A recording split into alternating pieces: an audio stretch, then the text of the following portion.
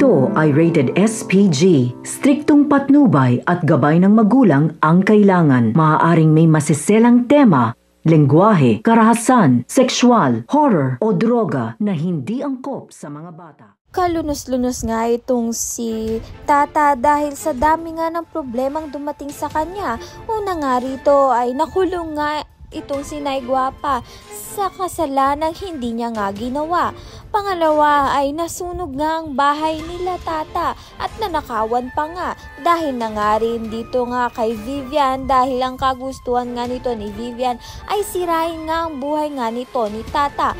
Ngunit nagkakamali nga itong si Vivian dahil kung alam niya nga lang na ang tunay na ama nga nito ni Tata ay ito ngang si Sir Gov. Kaya naman nga kahit na nga walang bahay itong si Tata ay papatuloyin nga ni Sir Gov ang kanyang sariling anak na si Tata sa kanyang tahanan. Kasama nga ang pamilya niya at itong si Nay Guapa. Kahit nga maraming problema ang dumating nga dito kay Tata, marami pa rin gustong tumulong sa kanya. Ito ngang si Ivana. Si Ivana nga ang tumulong sa kanya upang makalaya nga sa kulungan ng kanyang Nay Guapa. Kaya naman nga taos puso ngang nagpapasalamat ito ngang si Tata dito nga kay Ivana at kay Sir Gov nga na patutuloyin nga siya sa tahanan nga nila. At may malaking pagbabago nga sa buhay nga nito ni Tata dahil sa marami ngang tumutulong sa kanya kaya naman nga't umaangat nga ang buhay niya.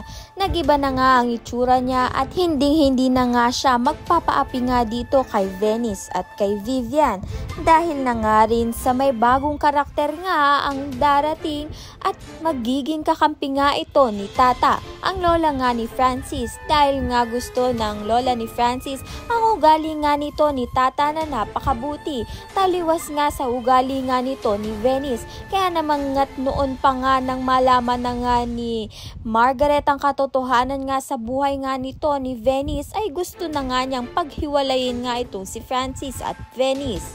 Mangyayari nga yan kapag nga nagising na nga itong si Margaret sa pagkaka-ospital niya. Ayan at iba pa ang dapat nating pakabangan. Maraming salamat sa iyong panonood.